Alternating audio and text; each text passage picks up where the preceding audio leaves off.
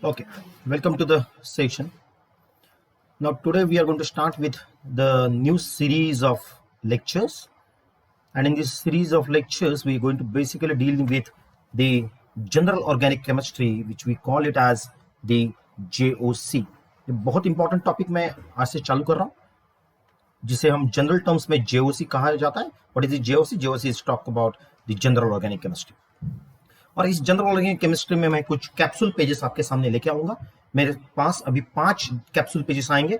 धीरे धीरे आपको क्या कैप्सूल पेजेस है वो आपको पता चलेंगे. These capsule pages are very very important essential tools for understanding of organic chemistry.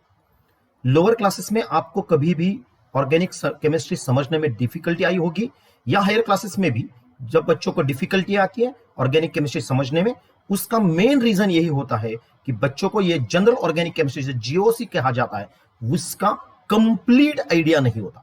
मोटे मोटे तौर पे लोगों को पता होता है कि जीओसी क्या है, पर एक्चुअल में उसका रियल मीनिंग क्या है वही पता नहीं होता. तो मेरा ये इंटेंशन होगा, जब मैं कैप्सूल पेजेस में आप आगे चलोगे, जब 5 सीरीज चलेगी मेरी कैप्सूल पेजेस के, इस 5 जनरल ऑर्गेनिक केमिस्ट्री के कैप्सूल पेजेस में आपको कुछ ऐसे बेसिक कैप्सूल्स मिलेंगे, small bits of informations मिलेंगे that can be useful to understand the general organic chemistry in particular, what is mean by that JOC is all about.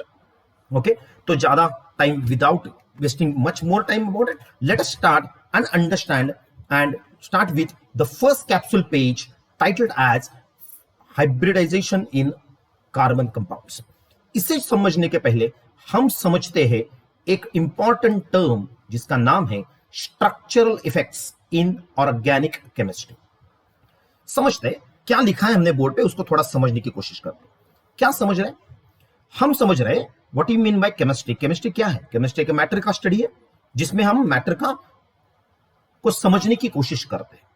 कौन से type के मैटर की बात कर रहा हूं मैं? ऐसे मैटर्स की जिनका ओरिजिन लिविंग ऑर्गेनिजम्स में है. Means those are the compounds containing carbon and hydrogen and some other elements. So basic constituent will be carbon. तो हम कार्बन कंपाउंड्स की केमिस्ट्री समझ रहे हैं. हम ऐसे मैटर की बात कर रहे हैं जिसमें carbon as a major constituent होगा. तो ऑर्गेनिक केमिस्ट्री का मतलब है केमिस्ट्री ऑफ कार्बन कंपाउंड्स. सही बात है. आगे चलते हैं. आगे क्या होगा? इन सभी ऑर्गेनिक कंपाउंड्स को एक स्ट्रक्चर होता है जो हमने लास्ट सेमेस्टर में लास्ट लेक्चर सीरीज में देखा, जिसको हमने स्टीरियो केमिस्ट्री देखा. स्टीरियो केमिस्ट्री में क्या आता है? उसका मॉलिक्यूलर फॉर्मूला होगा और एक स्ट्रक्चर होगा. उस कंपाउंड के अंदर जितने एलिमेंट्स है उनको हमने 3 डायमेंशन में कैसे कनेक्ट किया, उसी को हम स्ट्रक्चर कहेंगे. अभी इंपॉर्टेंट चीज आपके सामने उभर के आएगी, वो है कि इस स्ट्रक्चर के ऊपर कुछ इफेक्ट होगा. इस स्ट्रक्चर का इफेक्ट होगा. किसके ऊपर इफेक्ट होगा? उसके फिजिकल एंड केमिकल प्रॉपर्टीज के ऊपर. तो in all structural effects in organic chemistry क्या बताने की कोशिश कर रहा है? Structure effects in organic chemistry बताने की कोशिश कर रहा है कि स्ट्रक्चर का ऑर्गेनिक मॉलिक्यूल के रिएक्टिविटी पे, ऑर्गेनिक कंपाउंड के फिजिकल अपीयरेंस पे, ऑर्गेनिक कंपाउंड जब कोई रिएक्शन देगा उसका प्रोडक्ट क्या बनेगा, इसके ऊपर क्या इफेक्ट होगा. So in totality, effect of structure on organic compound is called as structural effect. Or effect of structure on the physical and chemical property of organic compound is the basic constituent or basic part of the topic called as structural effects in organic chemistry. तो इसी के साथ शुरुआत करते हैं, आगाज करते हैं एक इंपॉर्टेंट टॉपिक की, जिसमें हमें पता चलेगा ये structure effect in organic chemistry क्या है. वो होता है एक इंपॉर्टेंट पॉइंट. क्या होता है पॉइंट? समझते हैं. इसी पार्ट को हम कहते हैं, इस जो स्ट्रक्चरल के बारे, स्ट्रक्चर इफेक्ट ऑर्गेनिक कंपाउंड के रिएक्टिविटी के बारे में एक्सप्लेन करा, इसी को हम कहते हैं general organic chemistry. General organic chemistry. इसे मोटे मोटे तौर पे हमने लोअर क्लासेस में पढ़ा है कि इसी को हम जेओसी के नाम से जानते हैं. क्या है ये जेओसी? जेओसी को मैं एक बहुत इंपॉर्टेंट नाम देने जा रहा हूं. जेओसी क्या है? जेओसी कुछ भी नहीं है. जेओसी तो एक टूल बॉक्स है. It is a tool box. So it's a tools of organic chemistry. These are the various tools which will help in explaining the chemical and physical property of the organic compound, which will explain what are the effects of structure on the reactivity. So ये tools of organic chemistry है. इन tools में क्या क्या आता है समझने की कोशिश करें. इन टूल्स में क्या क्या आता है देखिए. इन टूलों के अंदर हम तीन चीजों को स्टडी करेंगे.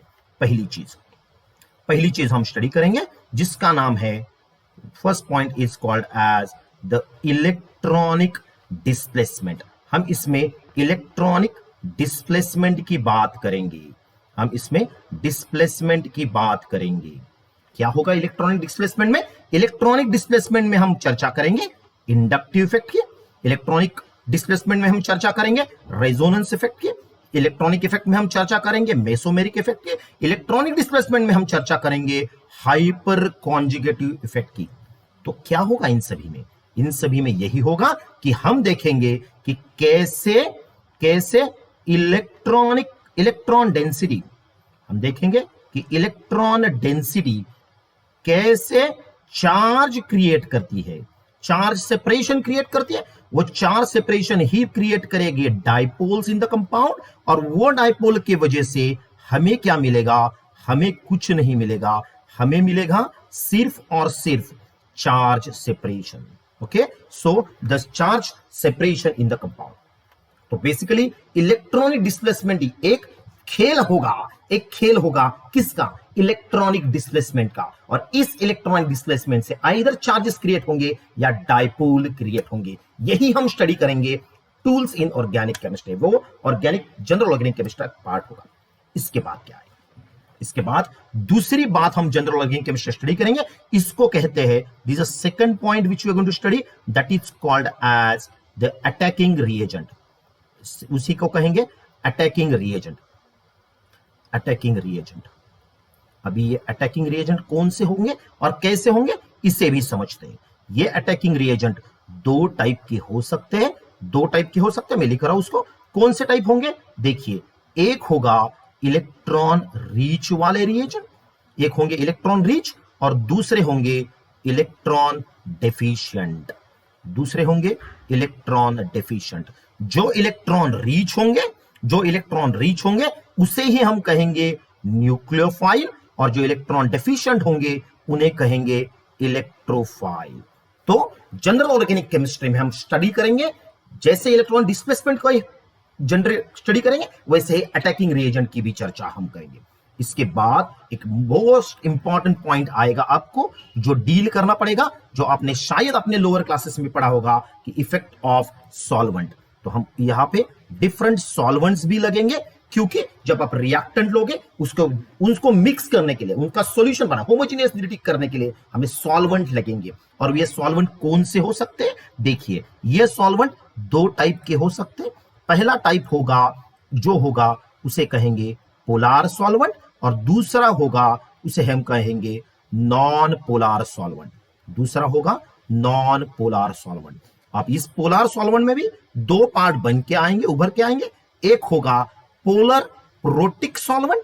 ये क्या है? डिटेल में हम बाद में चर्चा करेंगे, पहले समझते हैं. और बाद में होगा पोलर अप्रोटिक सॉल्वेंट. क्या है पोलर अप्रोटिक? वो सब डिटेल में समझेंगे. तो जनरल ऑर्गेनिक केमिस्ट्री हम चर्चा करते हैं टूल्स इन ऑर्गेनिक केमिस्ट्री. कौन कौन से टूल की चर्चा हम करेंगे? वहां पे एक टूल्स होंगे जो इलेक्ट्रॉनिक डिस्प्लेसमेंट की चर्चा करेंगे, के बारे में डिस्कस करेंगे, उनके बारे में एक्सप्लेनेशन प्रोवाइड करेंगे, जो स्ट्रक्चर के बारे में होगा. वो कौन से होंगे? Inductive effect, resonance effect, mesomeric effect, hyper conjugative effect. वहां पे इलेक्ट्रॉन डेंसिटी की वजह से पोल्स क्रिएट कैसे होते उसकी चर्चा होगी. बाद में होगा अटैकिंग रिएजेंट, और बाद में होगा सॉल्वेंट. ये सब हम जनरल ऑर्गेनिक केमिस्ट्री में कहेंगे. इन सभी को स्टडी करने के बाद, इन टूल्स को स्टडी करने के बाद हमारे सामने एक इंपॉर्टेंट बात उभर के आएगी, जिसका नाम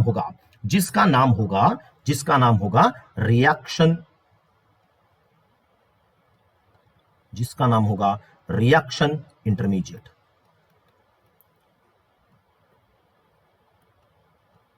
और ये कौन से रिएक्टिव इंटरमीडिएट होंगे? देखते हैं कौन से रिएक्टिव इंटरमीडिएट होंगे. यहां पे डिफरेंट होंगे. पहला होगा जिसमें कार्बन के ऊपर पॉजिटिव चार्ज होगा. दूसरी बात हो सकती है कि कार्बन के ऊपर कार्बन के ऊपर नेगेटिव चार्ज हो सकता है। तीसरी बात हो सकती है कि कार्बन होगा और उस कार्बन के ऊपर एक अनपेयर्ड इलेक्ट्रॉन होगा। तीसरी बात होगी एक बाइवैलेंट कार्बन होगा और वहां पे दो नॉन बॉन्डेड दो इलेक्ट्रॉन्स होंगे और लास्ट में होगा जो होगा नाइट्रोजन, जिसके ऊपर ये चीज होंगी। तो इन ऑल हमारे पास पांच डिफरेंट रिएक्टिव इंटरमीडिएट उभर के आएंगे जहां पे कार्बन पे पॉजिटिव चार्ज होगा। इसी को हम कहेंगे कार्बोकैटायन। इसी को हम कहेंगे कार्बोकैटायन। जब कार्बन के ऊपर नेगेटिव चार्ज होगा वो रिएक्टिव इंटरमीडिएट होगा तो उसे हम कहेंगे कार्बेनियन। हम उसे कहेंगे कार्बेनियन। उसके बाद कार्बन के ऊपर एक फ्री इलेक्ट्रॉन होगा तो उसे कहेंगे carbon as free radical. Carbon as free radical. उसके बाद आएगा जिसे हम कहेंगे कार्बीन। ये कार्बीन नाम की स्पीसीज होगी और इसके बाद आएगा वो होगा नाइट्रीन। ये होगा नाइट्रीन। इसके बावजूद एक और इंपॉर्टेंट पॉइंट आपके सामने आएगा, उसका नाम होगा बेंजाइन। एक आपके सामने आएगा, ये मैं लिख रहा हूं, ये बेंजाइन। ये बेंजीन जैसे होगा पर इसमें एक अलग बात होगी, यहां पे एक एक्स्ट्रा डबल बॉन्ड होगा और इसी एक रिएक्टिव इंटरमीडिएट को हम नाम देंगे बेंजाइन।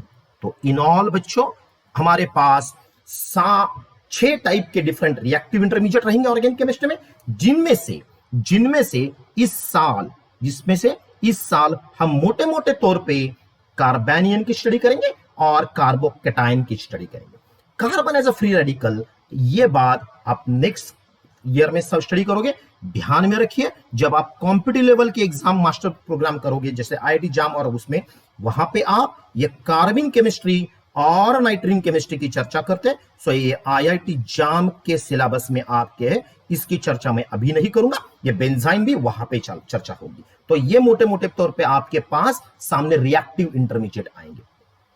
क्या होने वाला है समझते। तो क्या किया हमने, हमारे पास एक ऑर्गेनिक कंपाउंड है और उस ऑर्गेनिक कंपाउंड के अंदर उसका एक कुछ स्ट्रक्चर होगा और उस स्ट्रक्चर को जब हम स्टडी करेंगे, किसके कॉन्टेक्स्ट में स्टडी करेंगे, हम 3 कॉन्टेक्स्ट में स्टडी करेंगे। पहला कॉन्टेक्स्ट होगा कि इलेक्ट्रॉनिक डिस्प्लेसमेंट।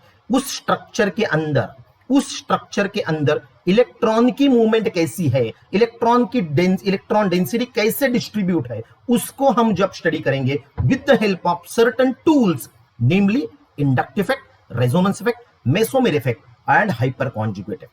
इन सभी के वजह से क्या होगा, आइदर चार्जेस क्रिएट होंगे या डायपोल क्रिएट होंगे। तो स्ट्रक्चर के अंदर डायपोल्स क्रिएट होंगे या चार्जेस क्रिएट होंगे और उसी के वजह से वो सिस्टम जब दूसरे रिएजेंट के साथ इंटरैक्ट करेगा, कौन से टाइप के रिएजेंट होंगे आपके पास, वो रिएजेंट आइदर इलेक्ट्रॉन रिच होंगे या इलेक्ट्रॉनिक डेफिशिएंट होंगे। इलेक्ट्रॉन रिच रिएजेंट को हम कहेंगे न्यूक्लियोफाइल, इलेक्ट्रॉन डेफिशिएंट को हम कहेंगे इलेक्ट्रोफाइल। अब जब दो सबस्ट्रेट, रिएजेंट और सबस्ट्रेट जब एक दूसरे के साथ कंबाइन करेंगे तो उनको होमोजेनाइज करने के लिए हमें सॉल्वेंट लगेगा और वो सॉल्वेंट आइदर पोलर होगा या नॉन पोलर होगा। तो इन ऑल जब सबस्ट्रेट और रिएजेंट एक दूसरे के साथ कंबाइन करेंगे, इंटरैक्ट करेंगे, कोलाइड करेंगे, तो सबस्ट्रेट में कुछ क्रिएट होगा, सबस्ट्रेट में कुछ बॉन्ड ब्रेक होंगे और जब बॉन्ड ब्रेक होंगे तो आपके सामने डिफरेंट रिएक्टिव इंटरमीडिएट आएंगे। वो इंटरमीडिएट कैसे हो सकते हैं, आइदर वो कार्बन के ऊपर पॉजिटिव चार्ज होगा या नेगेटिव चार्ज या रेडिकल या सम न्यूट्रल स्पीसीज और नाइट्रोजन की न्यूट्रल स्पीसीज। इन्हीं को हम कार्बोकैटायन, कार्बेनियन, कार्बन फ्री रेडिकल, कार्बिन और नाइट्रीन कहते हैं। और एक स्पीसीज रहेगी जिसका नाम बेंजाइन है। और इन सभी को हम जब एक मूवी के अंदर डालेंगे, मींस सबस्ट्रेट है आपके पास रिएजेंट है, दोनों एक दूसरे के साथ कोलाइड होंगे, उसके वजह से क्या होगा, इलेक्ट्रॉनिक डिस्प्लेसमेंट होगा, उसके वजह से क्या होगा, कुछ चार्जेस क्रिएट होंगे, उसके वजह से क्या होगा, कुछ इंटरमीडिएट होंगे और उन इंटरमीडिएटों की वजह से आपको एक मोशन पिक्चर देखने को मिलेगा और उसी मोशन पिक्चर को हम नाम देते हैं रिएक्शन मैकेनिज्म। तो रिएक्शन मैकेनिज्म क्या है बेटा, रिएक्शन मैकेनिज्म एक मोशन पिक्चर है। किसका मोशन पिक्चर, जब सबस्ट्रेट और रिएजेंट एक सॉल्वेंट के अंदर एक दूसरे के साथ कोलाइड करेंगे तो सबस्ट्रेट के कुछ बॉन्ड ब्रेक होंगे, कुछ नए बॉन्ड जुड़ेंगे और इस बॉन्ड ब्रेकिंग और जुड़ने के प्रोसेस को ही हम कहेंगे रिएक्टिव मैकेनिज्म। तो फाइनली कंक्लूड करके क्या आ रहा है? फाइनली कंक्लूड करके आ रहा है, using general organic chemistry we are going to generate reactive intermediate और इन्हीं reactive intermediate का जब attacking reagent के साथ कुछ इंटरेक्शन होगा तो नए बॉन्ड बनेंगे। देखिए सबस्ट्रेट के बॉन्ड ब्रेक होंगे तो रिएक्टिव इंटरमीडिएट बनेंगे और जब रिएक्टिव इंटरमीडिएट का अटैकिंग रिएजेंट के साथ बॉन्ड बनाएगा तब हमें नया सबस्ट्रेट मिलेगा और इसी मोशन पिक्चर को हम कहेंगे रिएक्शन मैकेनिज्म। तो ध्यान में रखिए, जनरल ऑर्गेनिक केमिस्ट्री का फाइनल एंड आउटकम क्या है? हमें एक मोशन पिक्चर दिखाना है। किसका? सबस्ट्रेट का रिएजेंट के साथ इंटरेक्शन, और उस इंटरेक्शन को हम मूवी के तरह दिखाएंगे, उसी को हम कहेंगे रिएक्टिव में। वो मूवी क्या है वो बाद में आपको पता चलेगा, पर फिलहाल आप समझ लीजिए कि ये मोशन पिक्चर है। ओके, जीएस गुल्ड नाम का एक बहुत बड़ा ऑर्गेनिक केमिस्ट्री का ऑथर है, उसने इसका डेफिनेशन ऐसा किया है, it's a reaction mechanism is a motion picture how the substrate and the reactant interacts with one another to give a desired product through either reactive intermediate या transition state. ये transition state क्या फंडा है ये मैंने तो अभी नहीं बताया, पर वो आगे आगे चलोगे तो वैसे पता चलेगा। फिलहाल आप समझ लीजिए कि जनरल ऑर्गेनिक केमिस्ट्री में हम पता करेंगे टूल्स इन ऑर्गेनिक केमिस्ट्री, जिसमें हम electronic displacement, inductive resonance mesomeric hyper conjugation, attacking reagent और सॉल्वेंट की स्टडी करेंगे with the help of reactive intermediate. इसी को ही हम कहेंगे structural effects in organic chemistry. ध्यान में रखिए, इसका एक इंपॉर्टेंट पॉइंट आपके सामने उभर के आएगा और उस टूल्स को, उस सभी को समझने के लिए, सब मायाजाल को समझने के लिए आपके पास एक इंपॉर्टेंट टूल लगेगा, बार बार लगेगा। उनको ही मैं कैप्सूल पेजेस के अंदर लेके आ रहा हूं। तो please get ready for understanding and study of organic chemistry using a small bunch of information called as capsule pages in organic chemistry. तो इसी के साथ मैं आपके सामने एक इंपॉर्टेंट बात लेके आ रहा हूं, वो है कि मैं आपके सामने अभी नेक्स्ट इंफॉर्मेशन लेके आऊंगा। मेरा नेक्स्ट लेक्चर होगा वो capsule pages on general organic chemistry focusing about hybridization of carbon compound. तो तैयार हो जाइए मेरे सेकंड लेक्चर सीरीज के लिए, जिसमें मैं हाइब्रिडाइजेशन इन ऑर्गेनिक कंपाउंड की चर्चा करूंगा। इसी के साथ धन्यवाद।